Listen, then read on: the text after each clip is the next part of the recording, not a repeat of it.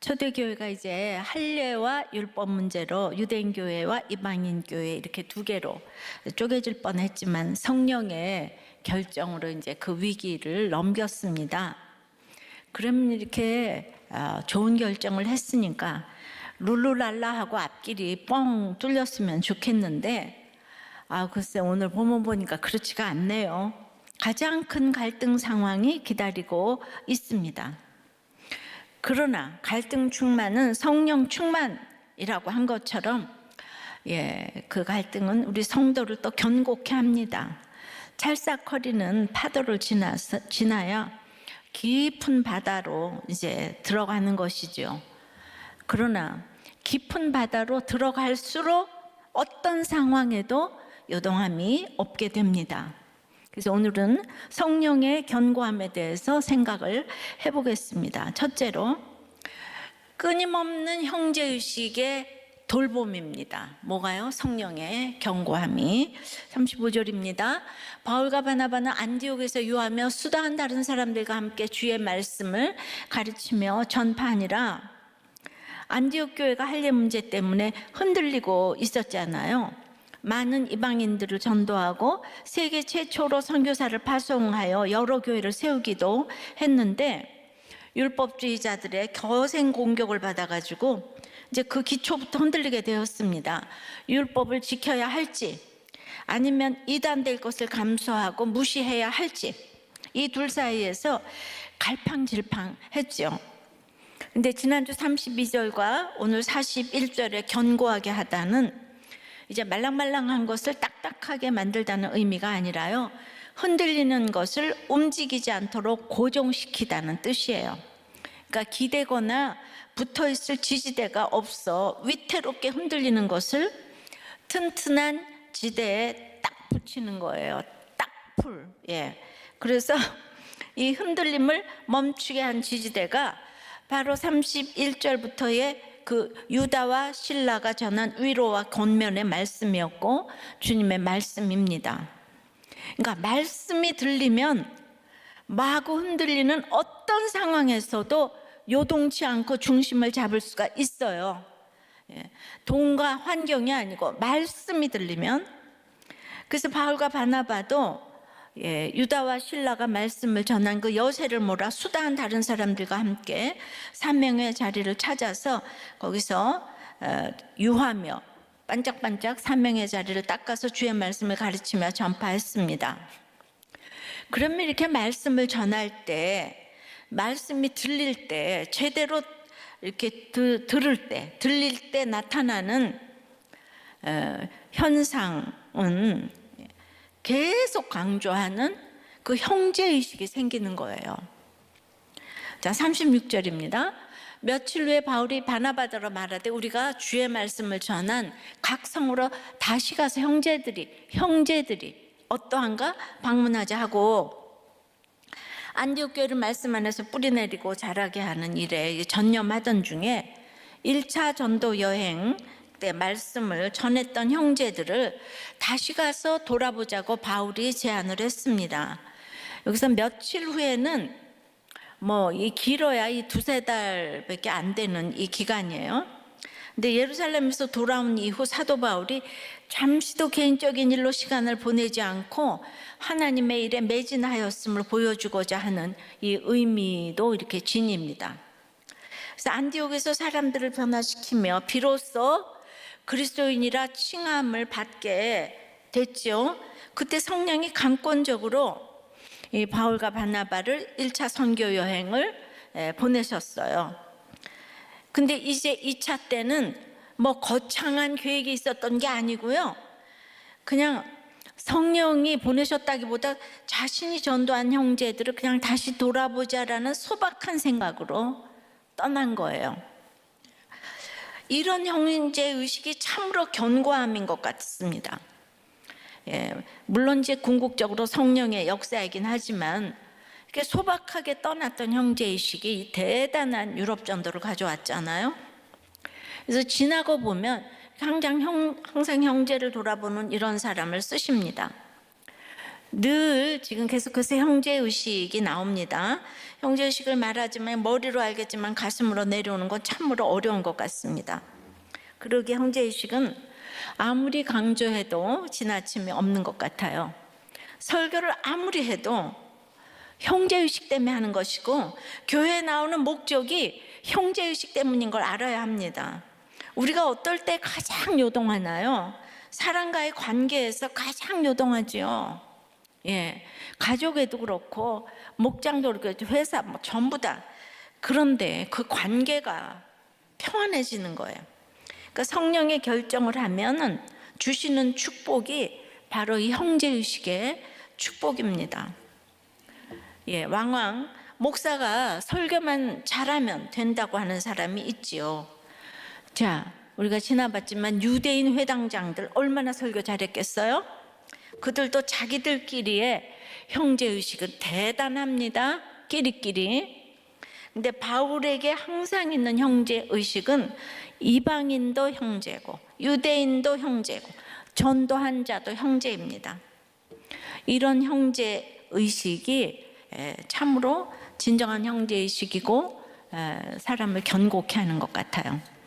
이 형제의식 때문에 그는 편지에서도 성도를 직접 방문하고 싶은 마음을 종종 표현했어요. 로마서, 고린도전서, 데살로니가전서 등에서.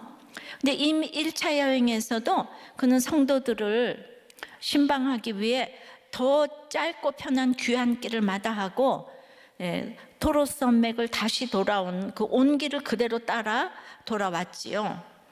이방인 성도의 할례 논쟁으로 시작된 갈등이 이제 성령의 결정으로 해소되었지만 실제로 이미 유대인들의 핍박이 있는 곳이니까 할례주의자들의 공격이 얼마나 큰 위협이 될지 뻔했기 때문에 공격이 시작된 안디옥, 루스드라, 이고니온 등의 상황을 매우 염려해서 예루살렘 교회에서 보낸 편지를 빨리 갖다 주고 싶은 거예요. 예, 그런 마음이 있죠. 그는 이제 안디옥으로 돌아와서 아주 안정된 사역자가 됐어요. 선교도 성공했고 예루살렘 교회에서 인정도 받았고 이렇게 완전히 안정된 곳을 딱 내려놓고 이 형제들을 돌아보고자 한 것이죠. 저는 이것이 견고함이라고 생각합니다. 바울이 제안하는 이 재방문은 15장 14절에 나왔던 그 돌보심이에요. 파카드라고 그랬죠, 제가. 예. 또 헬라어로는 에피스케토마이라고 했어요. 그러니까 성령의 결정에 따라 이제 이방인을 괴롭히려 했던 죄에서 돌이켜서 마음의 문을 활짝 열고 다시 이방인에게로 향하는 이 교회의 적용을 바울이 대표해서 이제 하는 것을 상징하는 것이 아닐까 생각할 수 있습니다. 여기 이제 부정과거를 썼는데 아주 결정에 단번에 따르기로 결단을 했다는 뜻입니다. 그러니까 바울의 관심은 항상 구원에 초점이 맞춰져 있습니다. 이게 구원에 초점이 맞춰져 있는 사람은 이 형제의식이 있을 수밖에 없어요.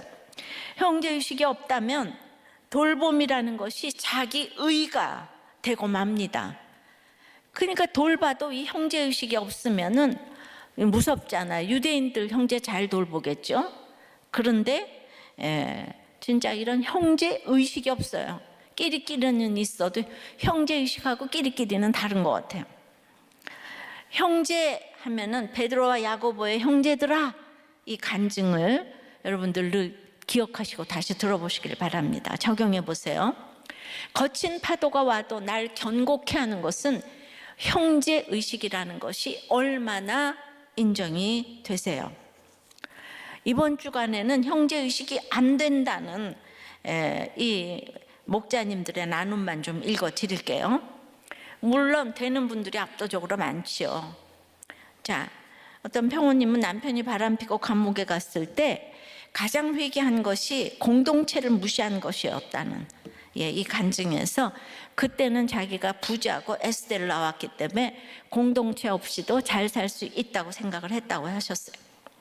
또 어떤 목자님은 목장을 오래 하다 보니까 이 반복되는 질문과 끝이 없는 나눔이 힘들다.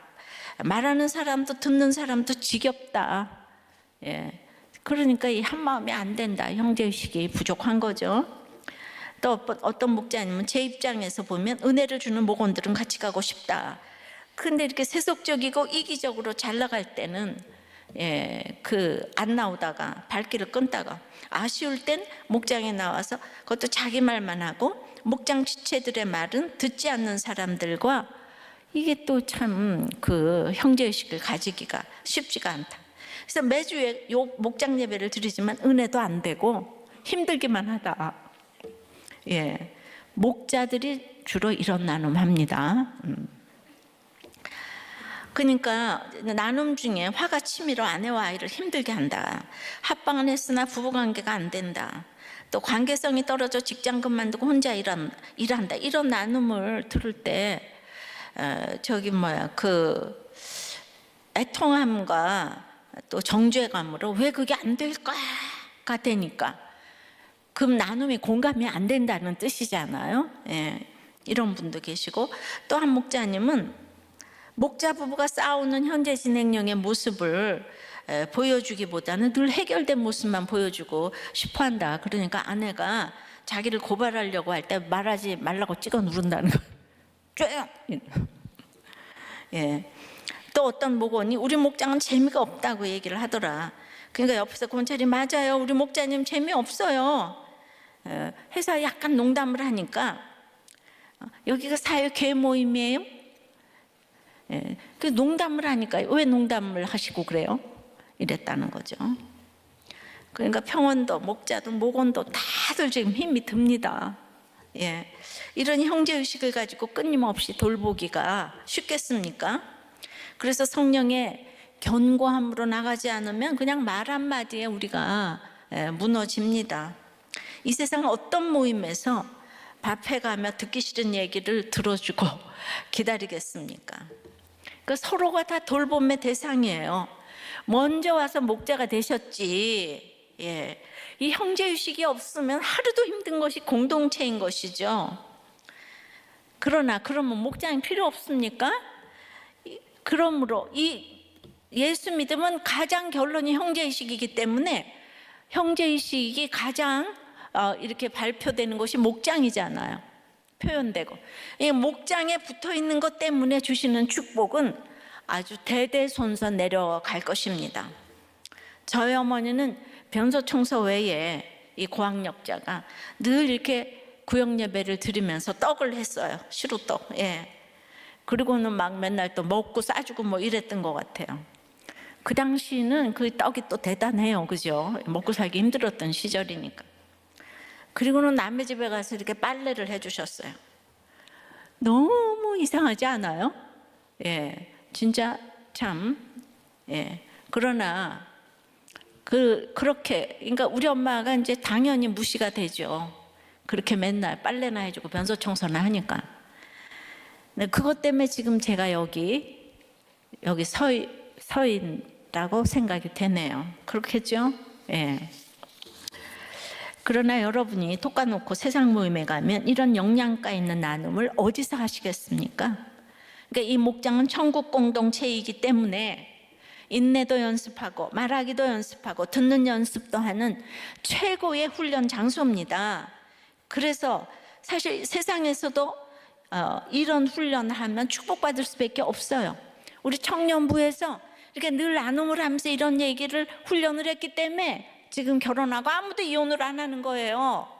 지금 18년이 됐는데 청년부가 이혼 하나도 안 한다는 게 말이 돼요? 근데 청년부에서 늘 나누는 훈련을 하니까 한마디를 해도 잘 드러내요.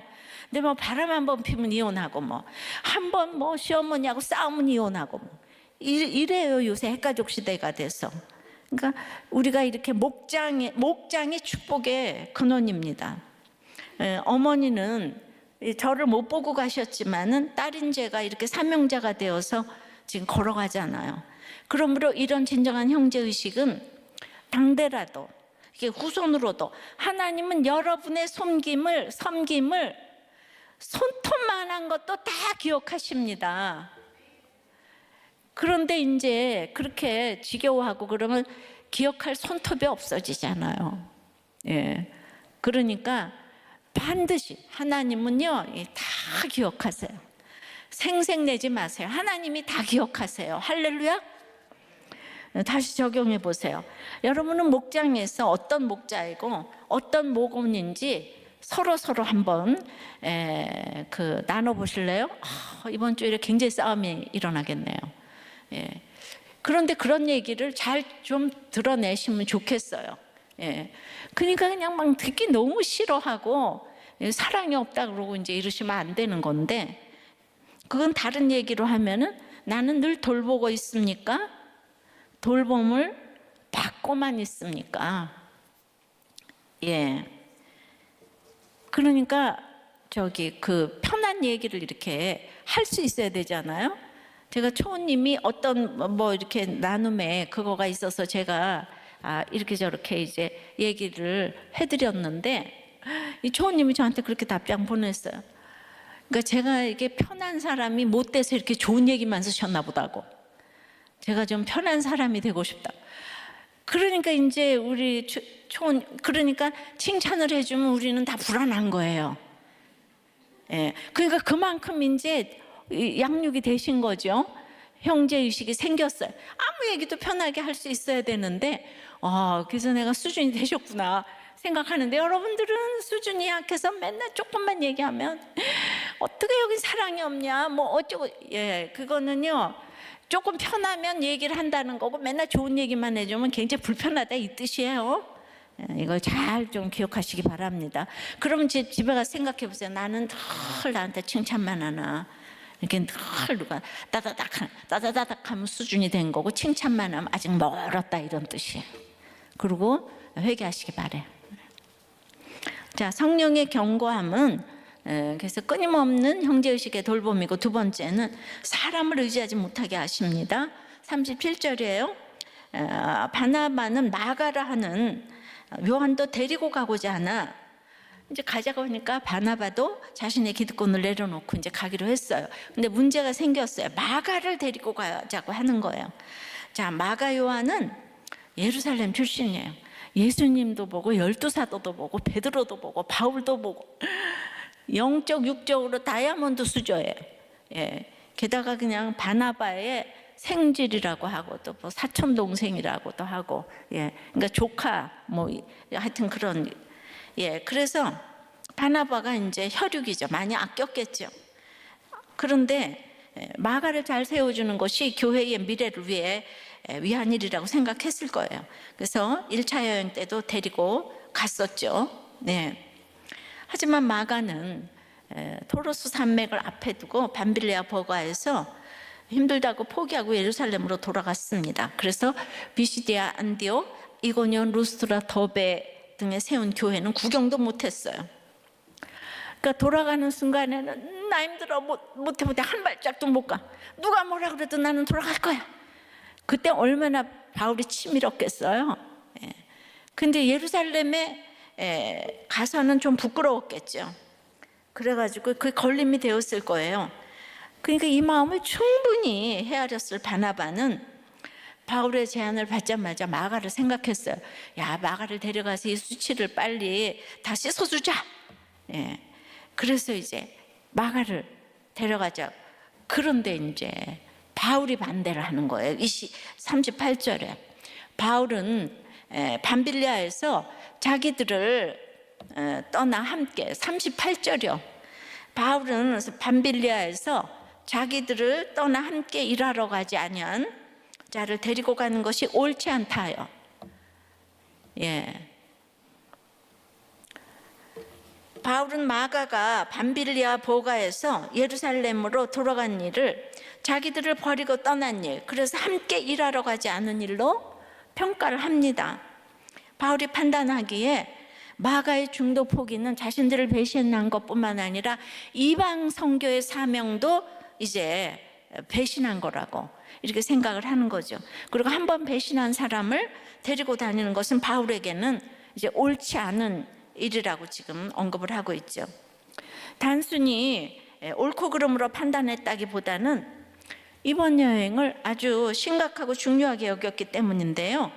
그 지역이 지금 유대주의자들의 공격으로 얼마나 휘청거릴지 알기 때문에 이때 언제든 포기하고 돌아갈 수 있는 마가를 데리고 갈 수 없는 거예요. 예. 그것도 많지도 않고 한 명 데리고 왔는데 마가를 데려가면 되겠는가? 예. 여러분은 이때 바울 편을 들겠어요? 바나바 편을 들겠어요? 예? 자, 일부도 했지만 바울 손 들어요. 바나바 손 들어봐요. 바나바, 마가를 데려가야 된다. 기회를 줘야 된다. 한 번의 기회를 더 줘야 된다. 자, 바나바 손 들어요. 예. 일부 예배 다 보고 왔죠. 예. 또 저기 바울 손 들어봐요. 확실히 봤네. 바울의 가차없는 거절과 바나바의 맹목적인 애정이 충돌하니까 이제 어떻게 됩니까? 하여튼 둘의 차이가 적다면 적고 크다면 큰 차이인데, 그래서 이럴 때는 원어로 좀 살펴봐야 돼. 왜냐하면 똑같이 데리고 간다니까. 바울도 여기도 똑같이 데리고 간다는데, 예, 살펴보니까 누가의 뛰어난 문학적 자질을 좀 이제 발견할 수 있었는데요. 37절에 바나바가 마가를 데리고 가고 오는 부정과고 부정법이에요. 예, 이거는 단회적으로 즉시 마가를 이제 단회적으로 데리고 가자고 생각했고, 데리고 가고자 한 것은 미알료기 때문에 그걸 바울에게 계속 지속적으로 말했다는 거예요. 예. 이제 전도 여행을 끝까지 할 만한 사람을 선택했다기보다는 그 조카에게 한 번 더 기회 주는 것에 관심이 있었다는 거죠. 그냥 한 번 기회 주는 것에 대해서 관심이 있었다는 거예요. 근데 38절에 바울이 같이 데리고 가는 거, 그거는 여기 바나바는 과거인데 여기는 현재 부정법인 거예요. 이 현재 부정법은 지속적인 행위로 같이 데리고 다니는 것을 말하는데요. 한 번 데리고 떠나는 게 아니라 이 사명의 일을 위해 처음부터 끝까지 같이 다니는 것을 중요하게 보는 거예요. 이것이 바나바와 바울의 큰 차이 중에 하나인데요. 바나바에게 있어서는 마가를 데리고 가는 것은 단지 한 번 데리고 다닌다는 정도의 별스럽지 않은 문제였지만은 데리고 가는 것은 끈질기게 요구한 거예요. 그거는 사실은 마가보다는 자기의 이 체면이 더 중요하다고 할 수 있죠. 근데 바울에게 있어서 마가를 데리고 가는 일은 끝까지 가야 하기 때문에 우리 지난번에 19절처럼 현재 부정사가 그 괴롭히는 것이 지속적이고 반복적이고 습관적으로, 예, 이게 한 것처럼 신뢰 그 감이 없는 사람과 이 지속적으로 반복적으로 부딪혀야 한다는 이 부담감을 안겨주는 문제라고 생각한 것을 시제의 차이를 통해서 읽을 수가 있었습니다. 그러니까 바울은 마가를 데리고 가는 것이 처음부터 끝까지 책임을 져야 하니까, 처음부터 끝까지 같이 사역을 해야 되니까, 그래서 데리고 가는 것이 옳지 않다는 정도가 아니고 절대로 안 된다는 확고한 생각으로 표현을 했고요. 바나바는 그냥 한번 데리고 가보지 뭐, 그렇지만 그걸 데리고 가자고 한 것, 이거를 지속적으로 요구한 거예요. 제가 요즘 사도행전 들어오니까 이게 뭐 이렇게 스토리가 쫙 있는 것도 아니고 신약이 어렵다 그랬잖아요. 그래서 제가 이제 원어를 이제 좀 많이 인용해서 죄송합니다. 근데 저자의 뜻을 아는 것이 필요하고 중요할 때가 있어요. 똑같이 데리고 갔는데, 예, 이게 그래서 이제 이럴 땐 찾아봐야 되잖아요. 그러나 제가 원어를 모를 때도 사도행전 전체를 한 절씩 묵상을 하니까 앞뒤 문맥을 따라서 제가 묵상했던 것이 맞았다가 원어의 결론이에요, 항상. 그래서 여러분 원어 몰라도 저 옛날에 사도행전 이거 큐티 했을 때 지금 똑같이 얘기를 했습니다. 예전에 들은 분들은 기억이 나실 거예요. 근데 제가 그냥 그 원어만 지금 제가 그냥 읊어내는 거죠. 그러니까 바나바의 원함과 바울의 판단에 충돌을 볼 수 있습니다.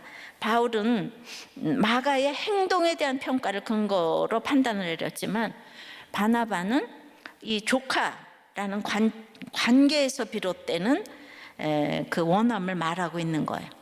그러니까 바나바는 감성으로, 이제 바울은 이성으로, 여기는 바나바는 정으로, 바울은 구원의 시각을 가지고 접근하니까 이게 좁혀질 수가 없는 거예요.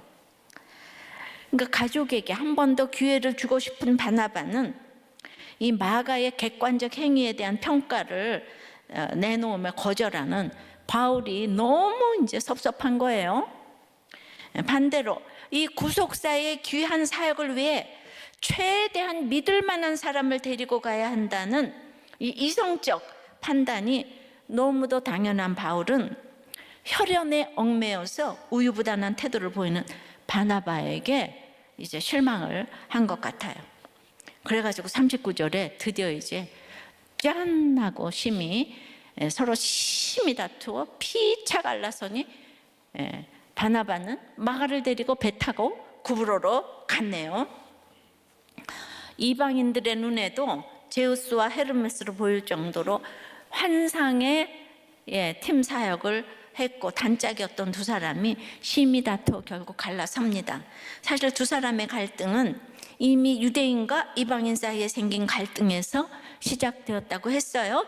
7절에 베드로의 형제들아 간증해서 봤지만 갈라디아서 2장에서 바울은 안디옥에 온 베드로가 이방인과 함께 식사하다가 유대주의자들이 오자 그들을 두려워하여 이방인과 안 어울린 척했다고 했지요. 그런데 그때 바나바도 그 외식에 유혹됐다고 했습니다. 그게 이제 그 2장 11절 13절 얘기인데, 그래서 바울은 베드로를 공개적으로 책망을 했습니다. 그럼 우리가 어떻게 저기 은사도 몰라보고 저럴 수가 있나 또 이러겠죠. 그런데 11절에 그렇게 책망을 하고 바로 이어지는 20절에 바울이 어떤 고백을 하냐면 이 고백을 하는 거예요. 내가 그리스도와 함께 십자가에 못 박혔나니 그런즉 이제는 내가 사는 것이 아니요 오직 내 안에 그리스도께서 사시는 것이라.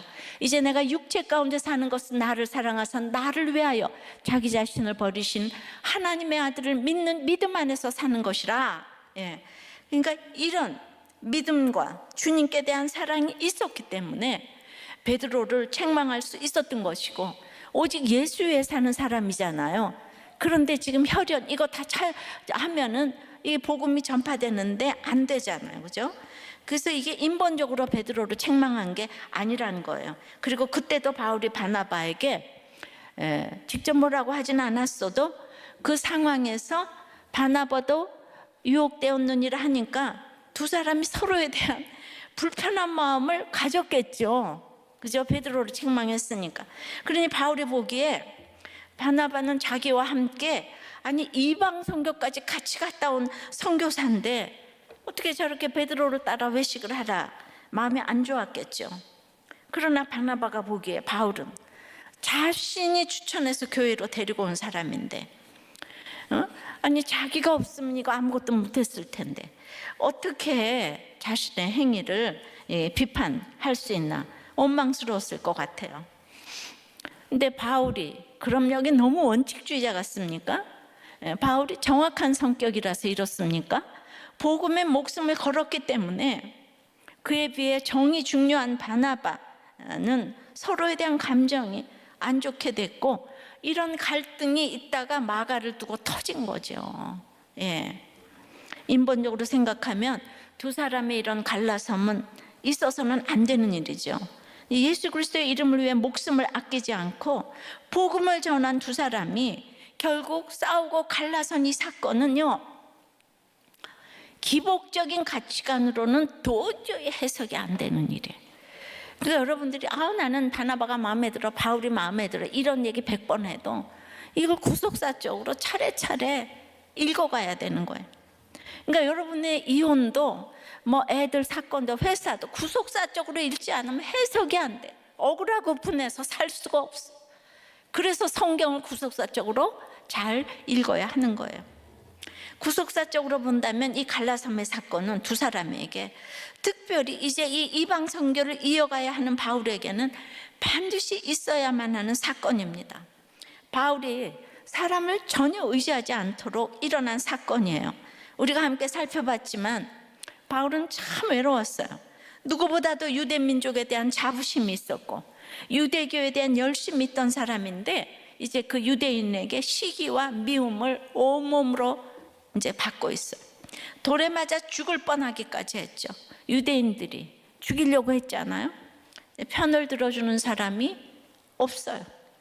바나바가 유일한 친구예요. 바나바가 있었기에 예루살렘 교회에 들어올 수 있었고, 또 이제 바나바가 있었기에 안디옥에서도 사역을 할 수 있었고, 또 바나바가 옆에서 편이 되어주고 위로해주는 바나바가 없었다면 이 1차 선교 전도 여행도 할 수 없었을 거예요. 그리고 이방인의 할례 논쟁에서도 예루살렘 교회에 호소할 수 있는 것은 바나바가 있기 때문에, 그러니까 바나바가 없으면 이게 아무것도 안 되는 거잖아요. 그러니 아무리 강직한 바울이라도 이제 저절로 바나바가 이렇게 의지되지 않았을까요? 예. 우리가 교회를 다니고 뭘 해도 나한테 돈 주는 뭐 친정엄마, 안 믿어도 친정엄마, 시어머니 최고지, 그죠? 아무리 교회를 다녀도 맨날 의지해요. 예, 때만 되면 그 이제 못 내려놓지. 근데 여기는 더군다나 같이 복음을 전하니까 그도 인간이기에 바나바에게 기대는 마음이 없을 수 없었을 거예요. 근데 앞으로의 구원 사역을 통해서 이제 바나바의 약점이 드러나는 거예요. 그렇게 유대인, 이방인 이 전쟁이 그렇게 치열한데도 외식을 했잖아요. 예, 같이 밥을 안 먹은 척 했잖아요, 바나바. 게다가 또 이 마가 사건에서도 이렇게 지금 인본적인 태도를 보이는 실수를 자꾸 하는 거예요, 바나바가. 저는 이 바나바의 성품의 클라이막스가 여기에서 이제 드러났다고 생각합니다. 그래서 이렇게 바울과 바나바가 갈라선 사건이 바나바나 바울이 사람을 의지하던 마음을 온전히 깨닫고 돌이키는 그 계기가 되었다고 생각하죠. 그러니까 이게 갈라삼의 사건도 화가 아니라 복입니다. 이 갈라삼을 통해 그냥 온전히 하나님을 의지할 수밖에 없게 하셨어요. 따라서 사람을 의지할 수 없게 되는 것이 성령께서 견고하게 하시는 성령의 견고입니다. 성령께서 정말 가장 견고하게 하시는, 이게 성령의 견고예요. 그래서 바울과 바나바가 심히 다투었다고 그랬는데 심히는 원문에 없고요, 그냥 결별했다는 뜻인데, 이 똑같은 단어가 히브리서 10장 24절에서는 사랑과 선행을 강하게 일으키는, 자극을 주는, 그러니까 그 말은 이렇게 다투고 헤어졌어도 결국은 사랑과 선행을 하는 자극제가 되었다는 거예요. 심히, 다툼이. 예, 결국 그렇게 됐죠. 근데 이제 의도치 않았던 갈등으로 바나바는 정말 믿어지지도 않고 믿을 수도 없지만요, 바울보다는 마가를 선택했어요. 정말 이게 이건 정말 믿을 수가 없는 일이에요. 그 다음에는요, 아주 바나바가 딱 마가를 선택하자마자 자기 뜻대로, 지금 둘이 선교 여행 가야 되는데 조카 마가를 딱 데리고 자기 고향 구브로를 배를 타고 먼저 탁 떠납니다. 이방 교회를 돌보자고 하는 사명 대신 혈육과 고향, 정말 이 지역 감정이에요. 택했습니다. 그러니까 우리가 가장 마지막에 고향이 있고 혈육이 있는 것 같아. 물론 바나바가 이렇게 마가를 데리고 다니며 계속 양육했기 때문에 그는 후에 다시 바울의 동역자로 인정받을 수 있었고 마가 복음도 기록할 수 있었습니다. 그러나 바나바는 이렇게 배 타고 떠나면서 사도행전의 무대에서 사라졌어요. 퇴장합니다. 예루살렘 교회 초기에 밭을 팔아 헌금도 하고 좋은 성품으로 칭찬과 존경을 받으며 등장한 바나바 아니에요? 이 안디옥 교회를 견고하게 하는 일에도 크게 쓰임을 받았고, 예루살렘 안디옥 그냥 500km, 1000km 되는 지금 몇 번이나 왔다 갔다 하면서 바울을 그냥 데리러 갔고, 그래서 바울과 함께 첫 이방 선교의 주역이었던 바나바가 이렇게 훌쩍 바울을 버리고 마가를 택했다는 것이 이게 말이 됩니까? 그러나 그래서 정말 별 인생이 없다는 거예요, 이 세상에. 그 시종일관 인정받는 사역을 했다면 자기도 모르는 새 정말 바나바는 하나님 자리에 가지 않았을까 싶어요. 왜냐하면 바울은요, 스데반을 죽인 죄가 있잖아. 바나바는 아무리 생각해도 죄가 없어. 성품으로 여기까지 온 거는 인간 성품의 최고의 클라이막스를 보여줬지만 역시 성품의 한계는 여기까지다. 적용해 보세요. 바나바처럼 바울처럼 내가 절대 의지하고 있는 사람은 누굽니까? 여러분의 감정은, 기준은 감정입니까? 이성입니까? 정입니까? 구원입니까? 자, 성령의 견고함은 끊임없는 형제식의 돌봄이고 사람을 의지하지 못하게 하시는 거고, 세 번째는 주의 은혜에 맡기는 것입니다. 40절에요. 바울은 신라를 택한 후에 형제들에게 주의 은혜에 부탁함을 받고 떠나 수리아와 길리기아로 다니며 교회들을 견고하게 하니라. 이 견고하다는 이 단어는 신약에서 사도행전에서만 4번 나오는데요. 그중 지난주일에 32절과 오늘 41절 2번이 이 15장에 나왔어요. 뭘 생각했냐면 바울과 바나바가 다투고 갈라선 이 일이 교회들을 견고케 하는 일이 되었다는 것이 너무 아이러니하지 않습니까? 비 온 뒤에 땅이 굳는다고 했는데 그런 것 같아요. 과연 이 다툼은 세계적인 다툼이 되어서, 세계적인 견고함이 되어서 세계적인 선교로 나가게 된 것이죠. 근데 먼저 39절에 바나바가 그냥 마가를 데리고 이렇게 이제 떠났잖아요. 갈라섰어요. 갈라서자마자 그렇게 이제 데리고 떠났어요. 그러니까 먼저 떠났으니까 바울도 40절에 이제 사람이 없으니까 누군가를 택할 수밖에 없는 거잖아요. 그러니까 이거 누가가 썼지만 누가는 바울의 손을 지금 들어주는 게 분명해 보입니다. 형제들이 주의 은혜에 부탁한 사람도 바나바가 아니고 바울이에요. 그러니까 바나바가 이 사건 이후에 누가의 기록에서 사라진다는 걸 봐도 그렇죠. 그러니까 바울은 바나바가 떠났기 때문에 할 수 없이 신라를 택하는 거예요. 그러니까 바울이 바나바와 갈라서는 사건을 통해서 이제 사람을 의지하면 안 된다는 걸 깨달았지만 선교의 사명을 홀로 감당할 수는 없잖아요. 근데 하나님의 이게 일이라면 사람을 준비시키세요. 바나바가 떠난 자리에 거기 보니까 신라가 있는 거예요. 신라도 로마 시민이었는데요. 지난주 이 성경에 34절을 보면 거기 없음으로 되어 있거든요. 근데 그 밑에 난회주에 보면 어떤 사본에는 신라는 그들과 함께 유하기를 작정하고가 있고요. 35절에는 바울과 바나바도 안디옥에서 유하였다. 이제 같이 이렇게 읽을 수가 있는 거죠. 그러니까 아마도 유다와 신라가 같이 편지를 가지고 오는데 이 신라는 바울에게 은혜를 받은 것 같아요. 그래서 이 신라가 예루살렘 교회에 아주 인정받는 지도자잖아요. 근데 그 자리를 딱 내려놓고 이 안디옥 교회에 바울과 같이 남은 것으로 보입니다. 유다는 돌아갔고요. 그러니까 이런 믿음이니까 바울의 짝으로 손색이 없어요. 그 당시에 마가하고는 비교가 안 되는 거잖아요.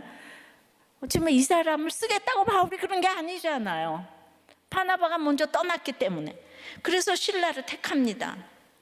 야, 주의 일은 하나님 뜻대로만 하면 사람을 꼭 허락하시는구나. 돈이 있고 건물이 있어도 사람이 없으면 그냥 말짱 꽝입니다. 우리들 교회 사람이 준비될 줄 믿습니다. 이렇게 주의 은혜에 부탁하며 떠난 결과 바울은 이 여정에 있는 여러 교회들을 신방하며 그들을 견고하게 했습니다. 처음에는 1차 선교 여행이 구브로선부터 출발했잖아요.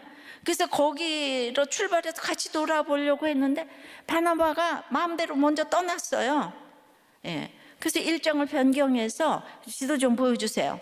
바나바는 이제 구브로를 이렇게 떠났는데 이 그 바울은 그 안디옥 교회에서 저기 에 길리기아와 저기 그 수리아 그쪽 북쪽으로 육로로 택해서 그 전도 일정을 이제 그쪽으로 간 거예요. 바울이 구브로로 갔으니까. 네. 그러면서 이제 일정을 변경해서 여러 교회들을 신방했습니다. 이건 정말 찬찬히 읽어보니까 아, 바나바가 완전히 감정적으로 움직였구나 이 생각이 드는 거예요. 심히 다투자마자 마가를 데리고 쫙 떠나버렸잖아요. 마가 택한 것도 그렇고 그 전도 여행을 같이 가야 되잖아요. 그것도 이제 안 하고 자기가 뭐 물어보지도 않고 떠나고. 그러니까 너무 착해 보이지만 구원의 일은 이렇게 다른 거예요. 정에 약하니까 감정적으로 이렇게 결정을 하는 거죠. 그러니까 너무 의지했던 바나바기 때문에 이렇게까지 나 해야 헤어질 수 있었던 것 같습니다. 정이 떨어져야 되잖아요. 바나바는 여기까지가 바울을 돕는 부르심의 사역으로 쓰임 받았습니다. 여기 은사인 거예요.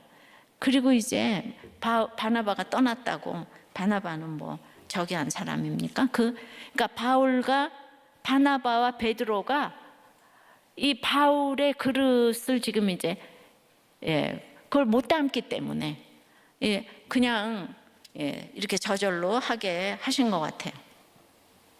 적용해 보세요. 의지했던 그런 그 사랑과의 심한 다툼이 지나고 보니까 우리를 견고하게 한 일이 있습니까?